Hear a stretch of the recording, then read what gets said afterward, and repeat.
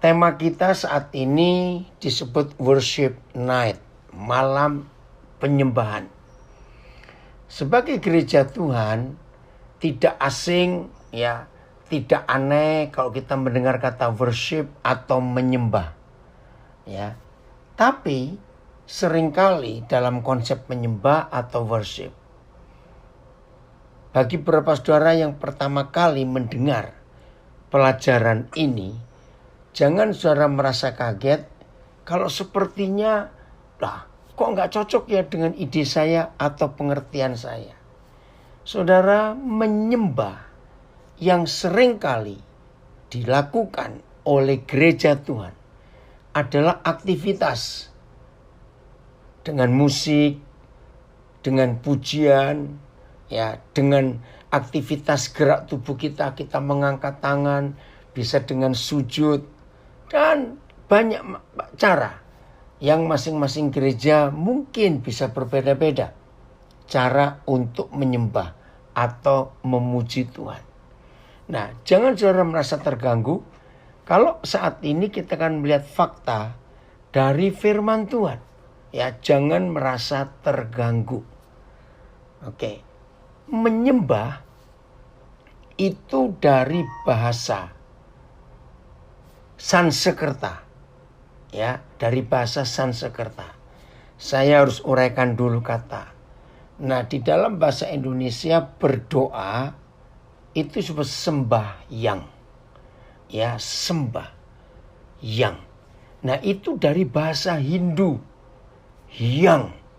Ya, orang Hindu menyebut Tuhan yang Maha Kuasa itu Sang Hyang Widiwasa.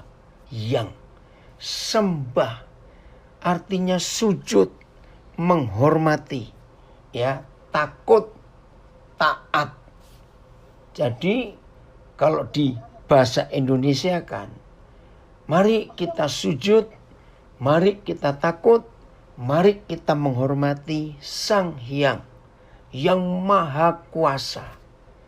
Nah, maka masing-masing agama di dunia ya itu pasti punya peraturan menyembah yang Maha Kuasa. Ya, itu pasti. Bersyukur kepada Tuhan kalau orang-orang Serui, pernah dengar ada hamba Tuhan yang pernah ada di Serui, ya, Pak Yakub Lewa, ini anaknya yang di Amerika ikut gabung juga. Ya, Puja kalau bisa masuk ke Zoom nanti bisa menyapa saudara-saudara kita, ya. Nah, sembahyang atau menyembah di dalam istilah Alkitab itu bukan aktivitas dengan musik, dengan angkat tangan, dengan nyanyian, tidak. Tetapi kata menyembah itu artinya hidup dengan Tuhan. Saya ulangi, arti menyembah adalah hidup dengan Tuhan. Lalu ada kata ibadah atau kebaktian, ya. Nah, aktivitas yang kita buat di sebuah tempat, ya, kita sebut gereja. Tapi hari ini saudara, kita harus mau merubah konsep itu. Apalagi selama pandemik ini setahun setengah, aktivitas kita di suatu tempat atau gereja itu sangat terbatas. Bahkan awal-awal COVID ini merajalela. Nggak cuma di Indonesia, tapi di seluruh dunia. Aktivitas itu tidak ada di dalam suatu tempat atau gereja. Ya, contoh. Minggu depan kami akan ke San Francisco. Ternyata di wilayah itu tetap tidak boleh ada orang-orang kumpul lebih dari 5 orang. Itu nggak boleh. Termasuk aktivitas di restoran, rumah makan, tempat umum dibatasi sekali karena pandemik ini. Nah, kalau kita melihat fakta ini, berarti kita nggak bisa menyembah rame-rame dong, karena dibatasi. Bahkan di beberapa tempat di Indonesia juga masih belum bebas. Australia sama sekali masih tertutup, lockdown. Nggak bisa. Lalu bagaimana aktivitas menyembah kita? Maka itu kita harus kembali kepada prinsip Alkitab dalam kata menyembah, yaitu bukan aktivitas rohani, tapi justru aktivitas 100%, 24 jam penuh hidup dengan Tuhan. Itu artinya menyembah, ya. Saya mulai dengan hidup Abraham sebelum namanya jadi Abraham. Ya, kita lihat Kejadian pasal 12. Bagaimana nenek moyang iman kita. Terima kasih Pak Filipus. Nah, ini anak saya dari Tulungagung yang menayangkan Alkitab ini. Ya. Sebentar. Oke. Kita akan melihat prinsip menyembah. Dimulai dengan hidup Abraham, ya. Mulai ayat yang pertama, ya. Berfirmanlah Yahweh kepada Abraham. Belum Abraham, ya, Abraham. Oke. Apa yang difirmankan?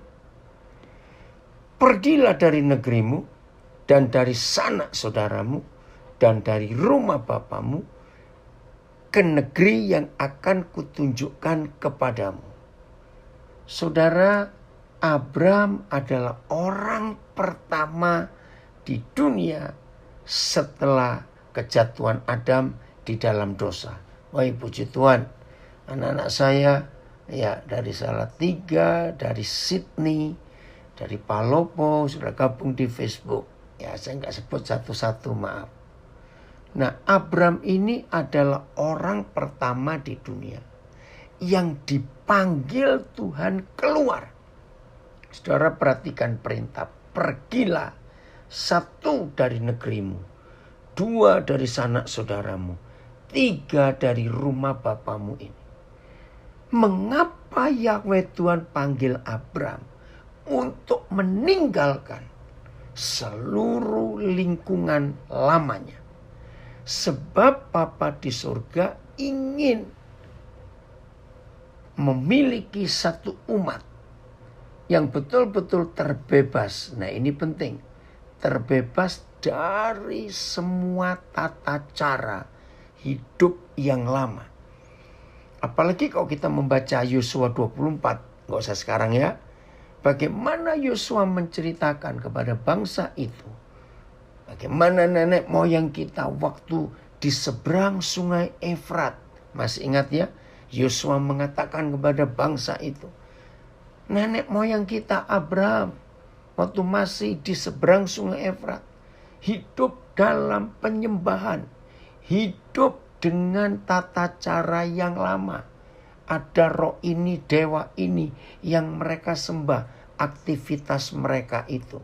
Nah, Yahweh Tuhan Bapa di surga ingin Abraham ini keluar dari tata cara yang lama. Perhatikan penekanan ini, saudara. Nah, ini yang kita harus perhatikan baik-baik. Semua agama-agama yang dibuat oleh nenek moyang manusia. Maaf ya, saya harus katakan ini. Dan jangan buat saudara kaget atau bingung. Jangan. Semua aktivitas ritual. Ya, baik itu orang-orang animisme. Tahu ya, animisme. Baik itu aktivitas orang-orang dinamisme. Bagaimana nenek moyang manusia di semua bangsa di dunia. Itu punya ritual. Perhatikan ini. Mereka punya ritual untuk menghormati yang mereka tinggikan. Waktu itu belum disebut Tuhan, mereka nggak tahu.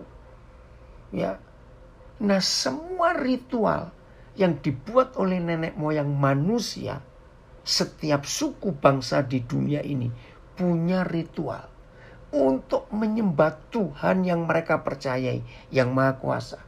Nah, orang-orang pengikut animisme, batu besar, pohon besar, ya, sungai, apa saja disembah, dilakukan aktivitas ritual. Dinamisme, wah, ada kekuatan di alam ini.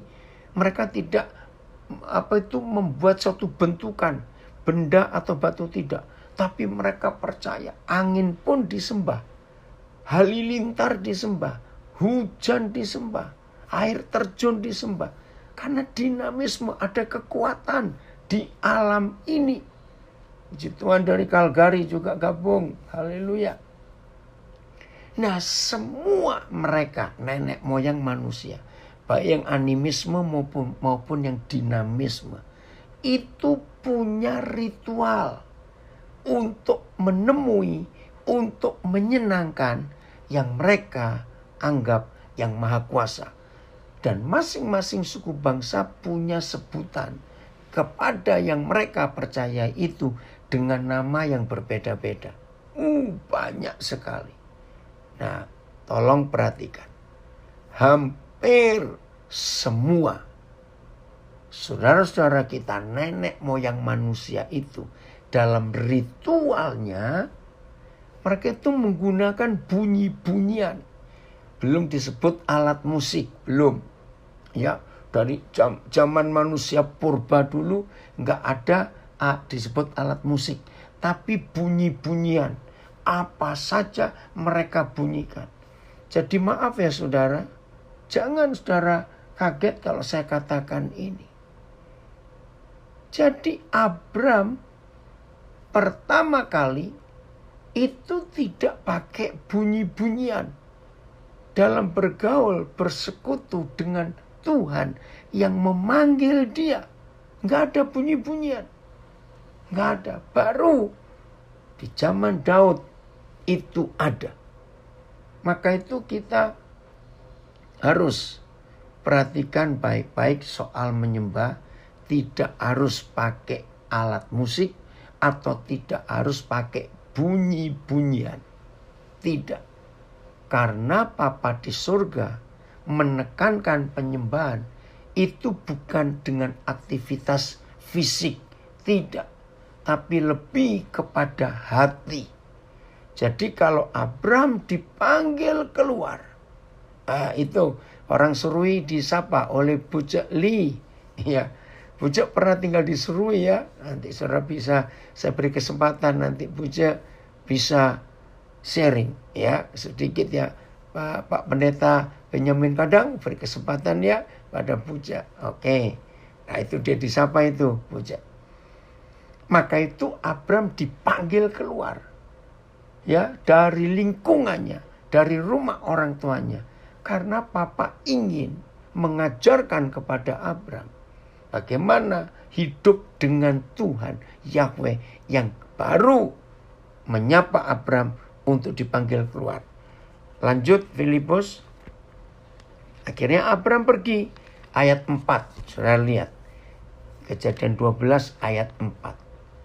Lalu pergilah Abram seperti yang difirmankan Yahweh kepadanya. Dan Lot pun ikut bersama-sama dengan dia. Abram berumur 75 tahun ketika ia berangkat dari Haran. Nah, ayat 6. Ayat 6. Nah, di sini mulai luar biasa penyembahan itu. Abram berjalan melalui negeri itu sampai ke suatu tempat dekat Sikem, yakni pohon tarbantin di More. Waktu itu orang Kanaan diam di negeri itu. Nah, apa yang terjadi? Disinilah titik balik penyembahan hidup Abram. Ya, disinilah titik baliknya. Ayat 7. Ya, perhatikan ayat 7. Ketika itu, saudara perhatikan penekanan waktunya. Ketika itu. Ketika apa? Ketika Abram sampai suatu tempat dekat Sikem, bertemu dengan orang-orang Kanaan yang diam di negeri itu. Nah, orang-orang Kanaan yang diam di negeri itu sudah punya, dalam tanda kutip, agama. Nah, Abram melihat itu.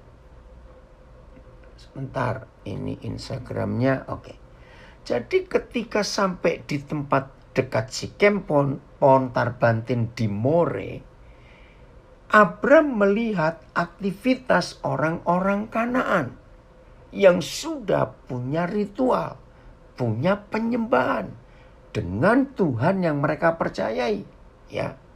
Nah, ketika itu, nah ini konsep penting. Ketika itu Yahweh Tuhan yang benar menampakkan diri kepada Abram. Jadi ini kedua kali. Pertama di ayat 1, Bapa di surga menemui Abram untuk mengajak keluar, ya, dari negerinya, dari rumah orang tuanya. Maka itu ayat 4 tadi. Coba kembali ke ayat 4-nya, Filipus. Saya harus menerangkan pelan-pelan ya supaya jelas. Lalu pergilah Abram seperti yang difirmankan Yahweh kepadanya. Perhatikan, Abram nurut. Abram pergi. Bawa Lot, bawa Sarai istrinya, segala harta bendanya. Terus ya, mereka berangkat ke tanah Kanaan. Nah, terus ayat 6. Ayat 6, Abram berjalan melalui negeri itu sampai ke suatu tempat dekat Sikem, yakni pohon tarbantin di More. Waktu itu orang Kanaan diam di negeri itu. Nah, sebentar. Oke. Maafin yang Instagram. Tuhan tolong sinyalnya ini ya. Nah, ketika itu, ketika Abram berjumpa dengan orang-orang Kanaan yang sudah punya ritual, sudah punya cara untuk mereka, entah mereka itu animisme, dinamisme di zaman itu, kita tidak tahu. Nah, ketika Abram berinteraksi dengan orang-orang Kanaan, ketika itulah Yahweh menampakkan diri kepada Abram dan berfirman, Aku akan memberikan negeri ini kepada keturunanmu. Lihat kalimat berikut ayat 7. Maka didirikannya di situ mezbah bagi Yahweh yang telah menampakkan diri kepadanya. Masih ayat yang ke-7. Jadi inilah pertama kali yang ditulis di Alkitab aktivitas penyembahan dari Abram. Maka didirikannya di situ mezbah bagi Yahweh yang telah menampakkan diri kepadanya.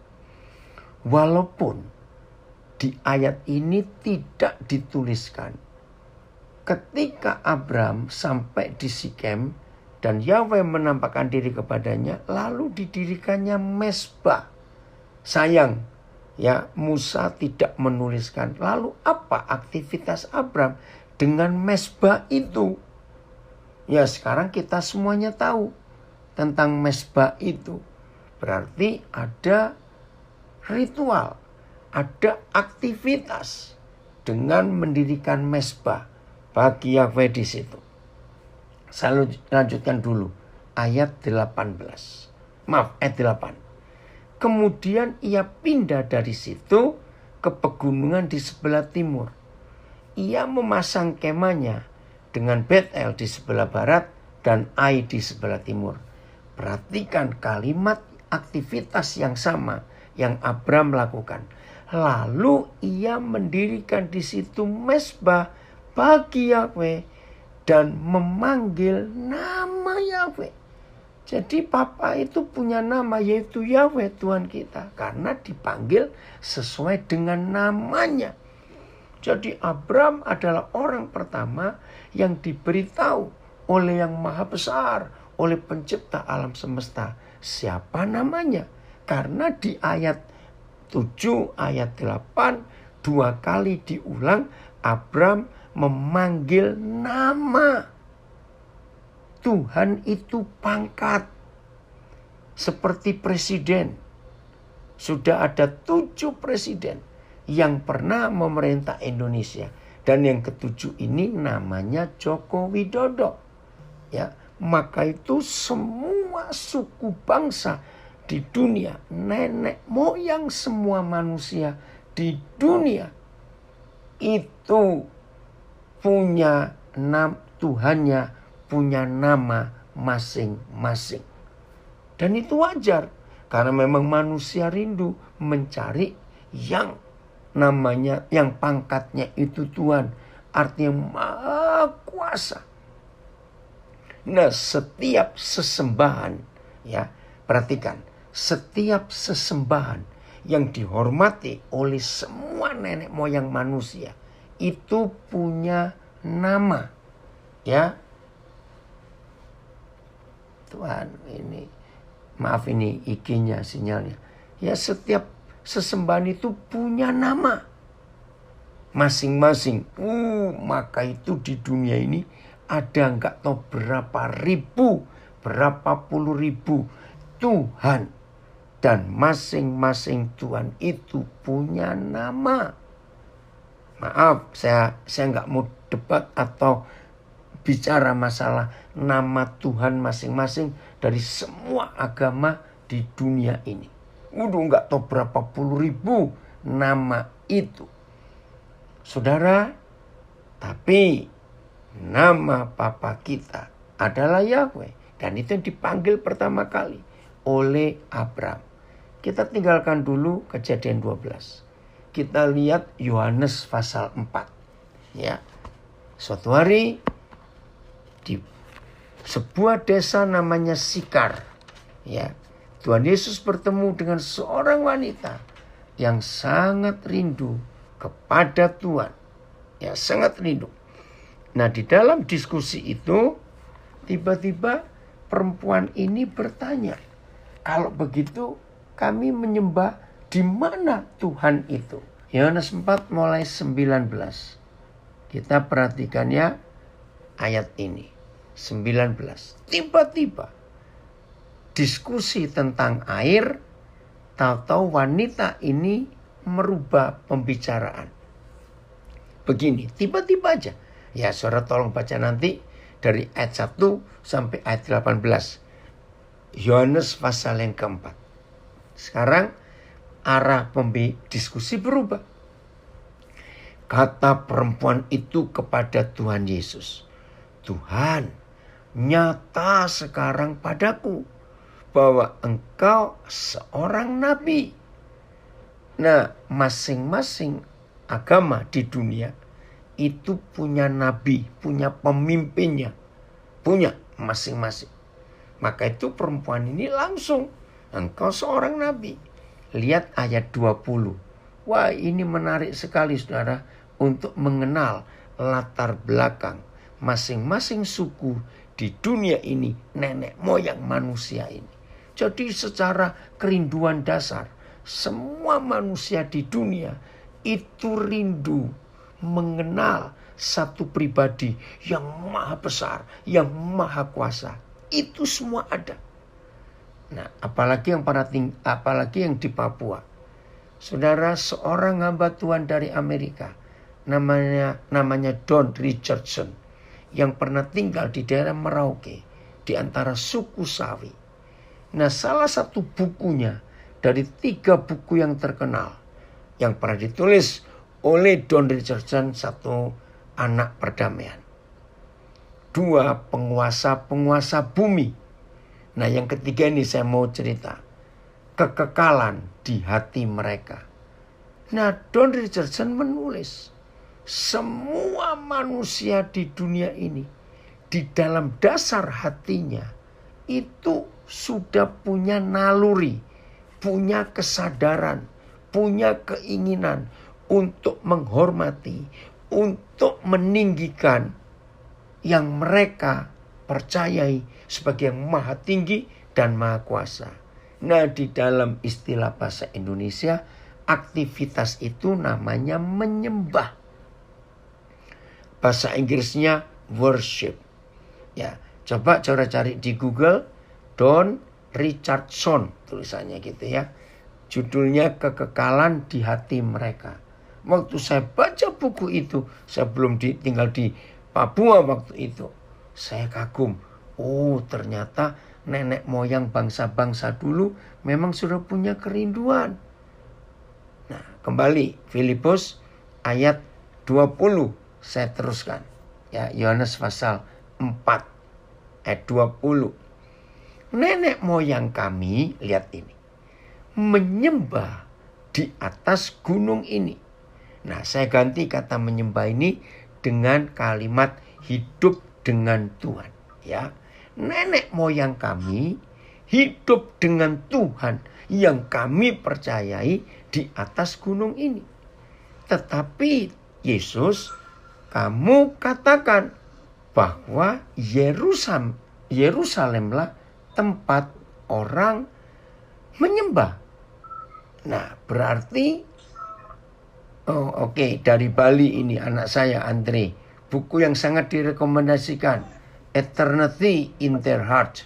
Ya, terima kasih Agus, kamu menunjukkan itu. Ada ya bahasa Inggrisnya, Eternity in Their Heart by Don Richardson. Nah, saudara lihat perempuan ini haus akan Tuhan. Nah, maka itu kata menyembah lebih baik mulai hari ini kita ganti agak panjang. Hidup dengan Tuhan. Nah, pelan-pelan. Saya tadi sudah katakan ibadah, ya, ibadah, lalu kebaktian, Inggrisnya Sunday service, ya, aktivitas di sebuah tempat tertentu, orang-orang kumpul, orang-orang hadir, entah dalam agama apa saja, nggak cuma yang Kristen, nggak cuma yang Islam, Hindu, Buddha, tidak. Semua kelompok manusia di dunia punya, ya, sikap naluri untuk sebuah aktivitas menghormati Tuhan masing-masing. Ya, jangan lupa itu. Nah, pernah ingat nggak dalam surat Timotius, Paulus pernah berkata, latihlah dirimu untuk beribadah. Nah, kalau kita mengerti kalimat itu dengan konsep agamawi, latihlah dirimu untuk beribadah. Berarti untuk kebaktian kita perlu latihan. Bukan itu maksudnya, bukan latihan ibadah. Seperti latihan musik, latihan tamborin, ya, latihan untuk membuat ibadah, bukan. Tapi kalimat yang betul setelah kita menemukan kata menyembah adalah hidup dengan Tuhan. Berarti apa yang Tuhan katakan lewat Paulus kepada Timotius, latihlah dirimu untuk beribadah. Itu artinya latihlah dirimu untuk hidup dengan Tuhan. Loh, kenapa untuk hidup dengan Tuhan harus latihan? Aneh bukan? Tapi ini rahasianya. 3,5 tahun kurang lebih, 12 murid itu hidup dengan Tuhan Yesus. Ternyata beda. Beda bagaimana? Mereka, saudara-saudara kita itu berasal dari dunia, dari Galilea, kebanyakan nelayan. Tuhan Yesus berasal dari sorga. Saudara, beda. Nggak usah yang dari surga dengan dunia saja. Saya ingat sebuah pengalaman saya nggak lupa. Tahun 86, bulan Mei. Saudara, lembaga atau yayasan Billy Graham, ya, itu membuat acara besar di kota Amsterdam. Acara itu khusus untuk penginjil-penginjil keliling. Di dunia dikumpulkan lebih dari 13.000 penginjil keliling dari 140 sekian negara. Nah, termasuk dari Indonesia. Saudara, dipilih 300 penginjil keliling. Salah satunya saya. Ya, untuk hadir. Itu sebuah konferensi internasional yang pertama yang saya ikuti. Dari 140 negara lebih. Nah, yang membawa bendera Indonesia waktu itu di sebuah gedung namanya RAI di Amsterdam. Orang sana pasti tahu. Yang membawa bendera Indonesia di acara akbar itu, acara besar itu, Pak Bambang Budianto. Salah satu pendiri Yayasan Pesat. Itu acara luar biasa. Seru sekali. Saya belum pernah menghadiri lagi acara internasional sebesar itu. Bulan Mei tahun 86. Nah, ya, itu ada orang Belanda, Ibu Agatha menerangkan gedung spesial untuk event yang besar. Nah, sebagian kelompok Indonesia, peserta Indonesia itu diinapkan di satu hotel. Nah, saya ada di situ. Pak Bambang Budianto juga di situ. Sebuah hotel itu masih ada sampai hari ini di kota Utrecht. Ya, hotel itu namanya The Witte Bergen, Gunung Putih. Saudara, hari ketiga kami diusir keluar dari hotel itu. Kenapa? Karena peserta Indonesia, maafin ya, yang sebagian besar belum pernah keluar negeri dan baru kali itu keluar negeri, hotel itu disewa semua kamarnya. Memang nggak besar, hotel itu kecil. Orang Belanda pasti tahu The Witte Bergen. Oke? Kenapa kami diusir semua keluar? Sebab peserta Indonesia tidak biasa mandi pakai pancuran shower itu. Maaf. Begitu pula orang Indonesia tidak biasa, maaf, BAB pakai kertas tisu bersihkannya. Sudah kebiasaan, maaf ini ya. Iya, di Utrecht. Tahu ya katanya. Jadi saudara, hotel itu banjir dan jadi rusak karena airnya kemana-mana. Jadi peserta Indonesia menuhi batap bak mandi itu dengan air dan mereka jebyur begitu. Begitu pula. Aduh saudara, saya ingat kisah itu lucu sekali. Ya lucu, yang memalukan, ya semuanya. Habis memang gak biasa. Nah, ini sesama manusia. Antara kultur Asia dengan kultur Eropa itu beda. Oh, kenapa? Itu suara apa? Oh, oke. Tolong di mute. Kalau nggak salah suara Pak Pendeta Rufinus Kadang ini. Maaf. Nah, saudara bayangkan. Dari Indonesia tidak dilatih untuk hidup dengan cara Eropa. Hotelnya rusak. Airnya banjir kemana-mana. Apalagi sebagian besar pakai karpet. Aduh, itu basah semua. Nah, di situ saya belajar mengapa ibadah itu perlu latihan. Karena nggak terbiasa. Maka itu saya, berbeda budaya, ada yang komen. Nah, maka itu saya punya istilah. Setelah tahu surat Paulus kepada Timotius. Kalau saudara dan saya selama hidup di dunia ini tidak latihan hidup dengan Tuhan. Maaf ini ya. Saya ulangi. Kalau selama di dunia ini saudara dan saya tidak latihan hidup dengan Tuhan, itu surat Paulus, latihlah dirimu beribadah. Bisa-bisa kalau kita sudah sampai ke surga, kita nggak betah di sana karena cara hidupnya beda, terus kita minta balik ke dunia lagi. Ngerti nggak ilustrasi ini? Karena nggak terbiasa hidup dengan Tuhan.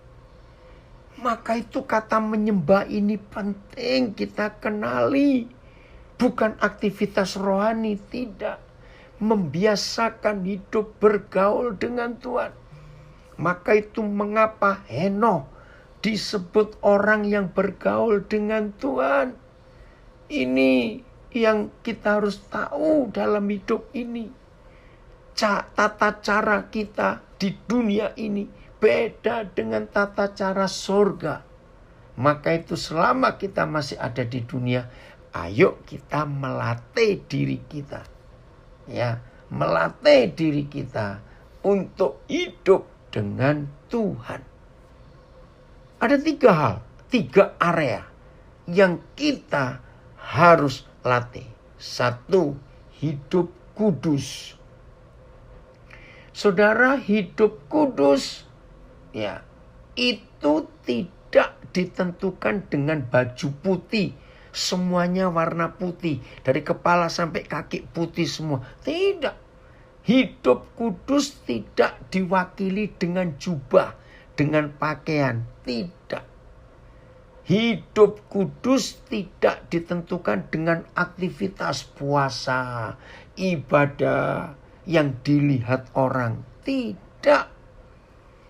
Hidup kudus itu mengadopsi, memakai cara hidupnya Bapa di surga.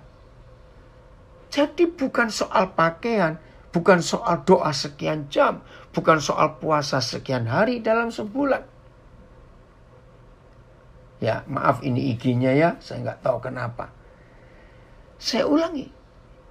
Jadi hidup kudus itu bukan ritual yang bisa dilihat orang. Tidak. Tapi sikap hati dan cara kita menjauhi dosa dalam hidup ini. Nah, banyak ilustrasi yang sama yang saya sering dengar di dalam gereja, ya. Hidup seperti ikan di laut. Pernah tahu nggak? Laut itu kan asin. Semua kita pernah makan ikan laut. Apalagi orang Serui ada di pantai. Kami juga orang Nabire, orang pantai. Sering kami. Bagi beberapa saudara harus tahu.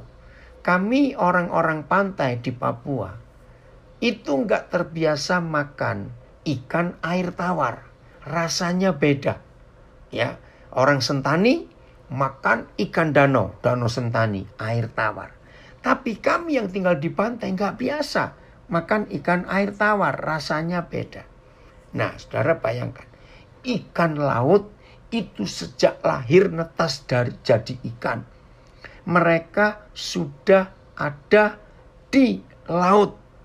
Ya, mereka sudah ada di laut. Tapi kita yang makan ikan laut tidak pernah merasa ikan itu asin. Betul tidak? Nah, itulah cara hidup kudus. Artinya, walaupun kita tinggal di lautan dunia ini, tapi hidup kita tidak bisa merasakan, ikut terkontaminasi dengan cara-cara dunia ini. Saya harap ilustrasi ini saudara mengerti. Ya, saya harap mengerti. Nah, inilah fakta yang kita harus temukan dalam hidup kita. Hidup kudus, latihan hidup suci yang mengadaptasi, mengambil cara-cara surgawi. Karena dari situ Tuhan kita berasal.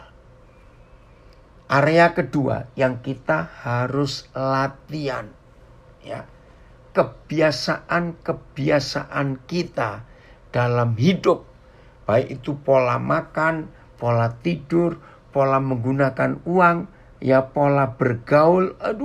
Banyak sekali yang kita harus belajar latihan hidup sebelum kita sampai ke surga. Selama masih di dunia ini harus melatih diri. Maka itu di Alkitab penuh dengan tata cara bagaimana kita hidup bergaul dengan sesama. Pola surga adalah mengampuni. Tapi pola dunia balas. Betul tidak? Nah, ini bagian dari worship. Ini bagian dari menyembah. Maafkan saya ulangi lagi. Area pertama adalah kekudusan. Hidup seperti Bapa kita. Ya, tidak boleh terkontaminasi dengan air laut dunia ini. Yang kedua adalah pola bergaul. Hidup dengan sesama kita. Kita nggak boleh pakai cara-cara duniawi. Harus pakai cara surgawi. Hidup dalam keluarga, hidup dengan tetangga, hidup dalam komunitas. Semuanya ada cara yang surga ajarkan kepada kita. Nah, satu ini yang saya bahas. Di dalam pergaulan, hidup dengan sesama, hidup suami dengan istri, istri dengan suami, hidup orang tua dengan anak-anak, anak-anak dengan papa mama. Saudara, itu pasti ada gesekan. Maka itu, hukum surga memberikan hukum, mengampuni, mengampuni, mengampuni. Jadi tolong dicatat, mengampuni itu adalah menyembah. Salah satu dari konsep menyembah adalah mengampuni. Salah satu dari konsep menyembah adalah hidup kudus. Tolong saudara catat ini. Maka itu saya tekankan dari awal. Menyembah itu bukan aktivitas rohani yang angkat tangan, lalu pakai musik, lalu kita menyanyi atau bahasa roh. Tidak. Itu kita lakukan sehari-hari dalam hidup ini. Saudara, maka itu, maaf. Kalau ada di antara kita, jangan tersinggung ya. Waduh, pagi-pagi jam 4 sudah bangun. Lalu pakai gitar genjreng-genjreng. Oh, rame menyembah. Sampai tetangga bangun. Maaf. Sekeren apa suara saudara, lagu yang kita nyanyikan, alat musik yang kita mainkan. Sekeren apa, serohani apa. Tapi kalau kita masih punya musuh, masih ada orang yang kita belum ampuni, maka aktivitas penyembahan kita gak ada artinya di hadapan Tuhan. Tolong dicatat ini. Hati ini harus bersih. Tidak boleh punya musuh. Ini konsep. Ya, ini konsep yang penting di dalam hidup kita. Supaya penyembahan kita berkenan kepada Bapa di surga. Area ketiga, ya, area ketiga. Dalam aktivitas penyembahan kita, memberi orang lapar makan, itu salah satu bentuk penyembahan. Karena itu menyenangkan hati Tuhan. Maka itu perintah dalam kitab Taurat. Dan diteruskan oleh Tuhan Yesus dalam 4 Injil. Dan dilakukan oleh murid-murid. Saudara, itu aktivitas penyembahan kita. Hidup berbagi. Jadi aktivitas rohani, angkat tangan, pakai musik, menyanyi dengan keras bahasa roh, maaf. Tetapi tidak diimbangi dengan karakter Kristus Yesus di hidup kita. Maka semua aktivitas rohani kita itu mungkin didengar orang merdu, indah, bagus. Suara nyanyiannya, lagunya. Ya, bagus, merdu suaranya. Tapi kalau kita tidak menghidupi karakter Tuhan Yesus, maka semuanya gak ada artinya. Maaf, rajin menyembah, rajin memuji Tuhan, menyanyi, main gitarnya bagus, suaranya bagus. Maaf, tapi masih pendendam, masih punya musuh. Maaf, gak ada gunanya. Masih pelit, gak suka berbagi dengan sesama. Gak ada gunanya. Aktivitas rohani kita seperti itu. Tolong perhatikan ya, jangan tersinggung. Saya berkata seperti ini. Karena memang itu yang Tuhan minta dari kita, anak-anaknya. Untuk hidup seperti yang Tuhan Yesus lakukan. Maka itu sekarang kita kembali ke Yohanes 4. Apa jawaban Tuhan Yesus kepada perempuan Samaria yang hidup penyembahannya itu luar biasa. Saya ulangi. Apa jawaban Tuhan Yesus kepada perempuan Samaria itu Oke, saya baca lagi ayat 20 ya, supaya yang baru bergabung kita bisa nggak nyambung. Lihat ayat 20 Yohanes 4. Nenek moyang kami orang Samaria menyembah Tuhan tentunya di atas gunung Samaria. Tetapi Yesus, kamu katakan bahwa Yerusalemlah tempat orang menyembah. Maaf, izinkan saya menggunakan kalimat ini. Orang Katolik mengajarkan menyembah, orang Katolik ya, mengajarkan menyembah ya di gereja Katolik. Di hadapan altar, ada pusatnya, Vatikan di Roma. Tapi orang Protestan, gereja Protestan, menyembah ya di gerejanya masing-masing. Nah, maka itu terjadi perdebatan sampai hari ini ya. Saya ulangi, maaf jangan tersinggung. Jadi menyembah itu di gereja mana? Advent, Baptis, Pantekosta, Betel? Maaf loh saudara, GKI. Ini terjadi kekacauan sampai hari ini. Lihat jawaban Tuhan Yesus. Ayat 21. Kata Yesus kepada perempuan ini yang begitu hebat penyembahnya, sampai diskusi di Gunung Samaria atau di Gunung Yerusalem, di gereja A atau di gereja B, menyembah itu.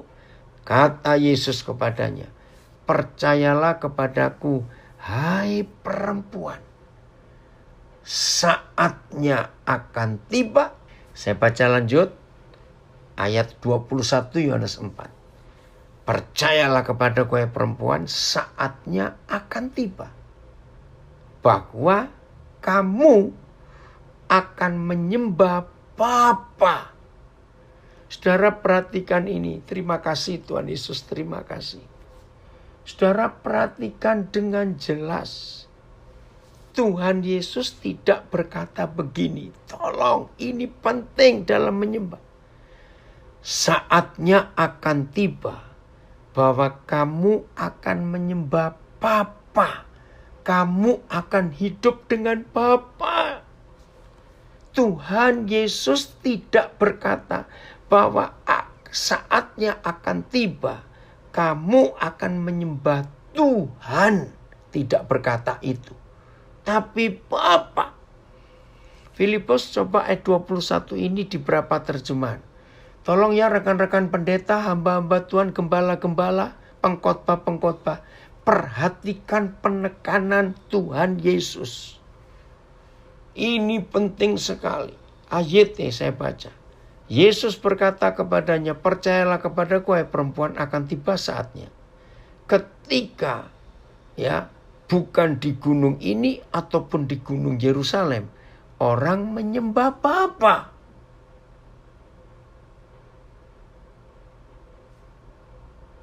Jadi bukan menyembah Tuhan.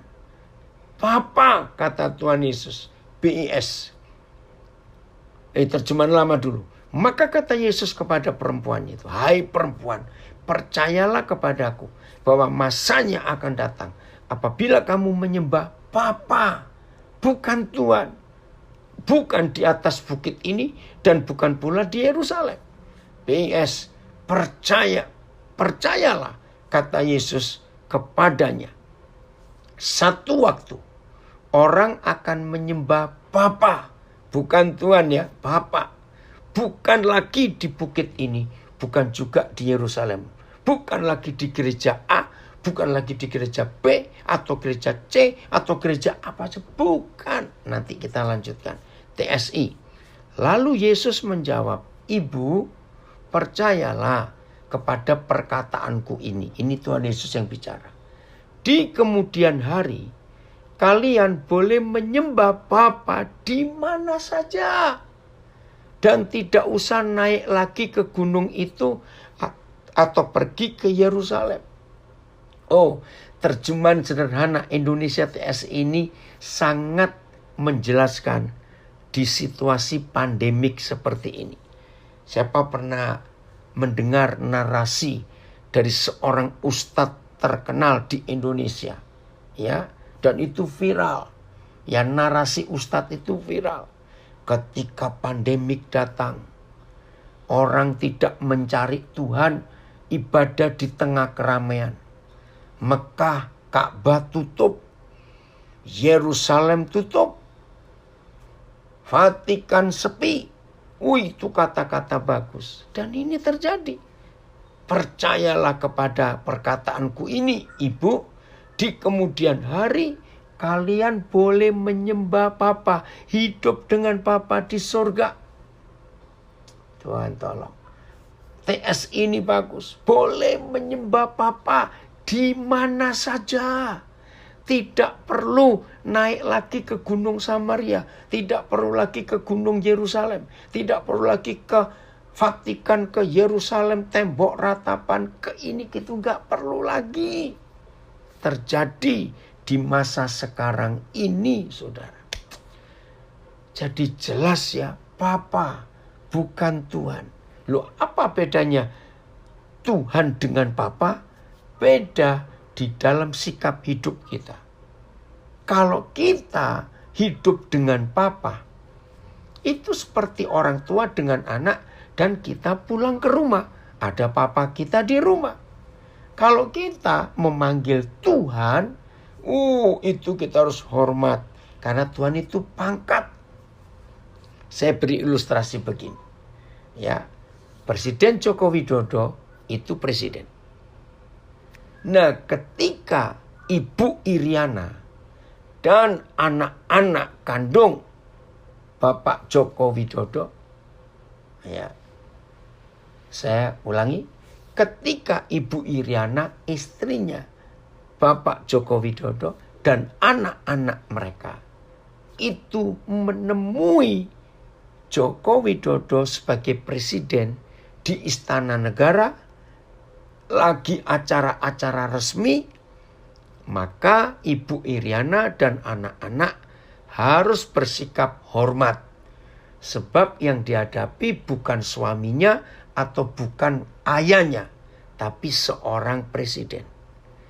Tapi kalau Bapak Presiden Joko Widodo sedang ada di rumah, maka Ibu Iriana dan anak-anak tidak perlu bersikap menghadapi seorang presiden. Tidak perlu. Ibu Iriana menghadapi suaminya. Anak-anak menghadapi ayahnya. Saya harap ilustrasi ini bisa menjelaskan lebih gampang apa yang didiskusikan. Ya, perempuan Samaria itu, ya, apa yang didiskusikan oleh perempuan Samaria itu dengan Tuhan Yesus. Jadi Papa, kalau kita menyembah, kalau kita hidup dalam aktivitas penyembahan, kita ini sedang bertemu Papa kita. Bukan berjumpa dengan Tuhan. Beda. Ini penjelasan Tuhan Yesus. Papa. Terima kasih Papa. Terima kasih. Ya, maaf ya. Yang di IG putus lagi. Dalam nama Yesus Tuhan tolong. Kami belajar dengan baik. Wih, betapa luar biasanya saudara. Betapa luar biasa. Saya ingat satu peristiwa di kota Sydney. Berapa tahun yang lalu. Saya diundang oleh gereja yang cukup besar. Ya. Nah, pas selesai pujian, saya naik ke mimbar untuk saya mulai khotbah. Sebelum khotbah saya berdoa. Saya sudah berpuluh tahun yang lalu tidak pernah memanggil Bapak kami dalam surga. Sebab kata Bapak bagi bahasa Indonesia itu belum tentu ayah. Ya, saya ulangi, kata menyebut Bapak dalam bahasa Indonesia itu belum tentu ayah. Sebab bagi bahasa Indonesia, Bapak itu sebutan laki-laki terhormat. Sehingga kalau ada pria lebih muda dari kita, kita bisa panggil Bapak. Nah, maka itu saya ganti. Saya panggil dia Papa. Itu sudah kebiasaan saya. Saya nggak panggil dia Bapak kami dalam surga. Saya bilang Papa. Itu sapaan saya kepada pencipta alam semesta, Papa. Nah, begitu saya naik mimbar mau khotbah, berdoa dulu, saya panggil Papa. Baru kata Papa, tiba-tiba ada jeritan di antara jemaat. Semuanya sampai kaget, menangis saudara. Akhirnya seorang asyir menenangkan. Nah, saya lihat, oh ada anak muda. Nah, selesai ibadah, saya temui dia. Saudara, langsung saya peluk dia. Dia menangis. Ternyata dari kecil dia tuh gak bisa akrab dengan ayahnya. Ayahnya masih hidup. Bahkan dia terluka dengan apa yang ayahnya buat. Ya, dia terluka artinya dengan papanya sendiri. Sampai hari ini dia jadi anak saya, manggil saya Papa. Nah, waktu dia melamar, saya mewakili orang tuanya, bertemu keluarga perempuan. Bahkan waktu menikah, saya memberkati pernikahannya. Di kota Garut, itu pertama kali saya ke kota Garut untuk melamar. Lalu berapa bulan kemudian, saya kembali kedua kali ke kota Garut untuk memberkati pernikahan mereka. Bayangkan, ini pengalaman saya pertama kali dalam hidup. Hanya memanggil Tuhan itu Papa. Ada seorang yang hidupnya dijamah oleh Tuhan. Puji Tuhan untuk itu. Maka itu saudara, inilah arti penyembahan yang benar. Menyembah. Jadi hidup dengan Papa. Bukan di gunung ini, bukan di gunung itu, bukan. Selama pandemik ini, gunung-gunung itu tutup semua. Ngerti gak istilah saya? Selama pandemik ini, gunung-gunung itu tutup semua. Orang gak boleh masuk. Tapi kita bisa menemui Papa secara pribadi. Terima kasih untuk konsep yang benar ini. Jadi, kalau hari ini ada worship night untuk GBI Philadelphia Serui, percayalah hari ini kita punya konsep yang baru, kata menyembah. Lagi sekali, bukan aktivitas rohani, tapi hidup dengan Papa. Kita bergaul dengan Dia. Sebagai anak, kita bertemu Papa kita yang akrab. Ya, bertemu dengan Papa tidak perlu banyak peraturan. Asal kita hidup sesuai dengan yang Papa inginkan. Itu dia kebenaran yang kita harus terima, harus mengerti. Ini ada ringkasan dari Surabaya. Menyembah artinya hidup dengan Tuhan. Di tempat kita berada. Memanggil nama Yahweh Tuhan. Latihlah diri kita hidup kudus. Sikap hati menjauhi dosa. Hidup berdamai dengan semua orang. Mengampuni kesalahan orang. Boleh dan bisa menyembah Papa dimanapun kita berada. Puji Tuhan. Ya, hidup kudus bukan ritual atau aksesoris. Ini ada komen lagi. Betul. Tetapi sikap hati yang benar di hadapan Papa. Keren ya. Worship is lifestyle. Betul. Bukan aktivitas. Apapun juga. Jadi ini ya yang Tuhan inginkan atas hidup kita.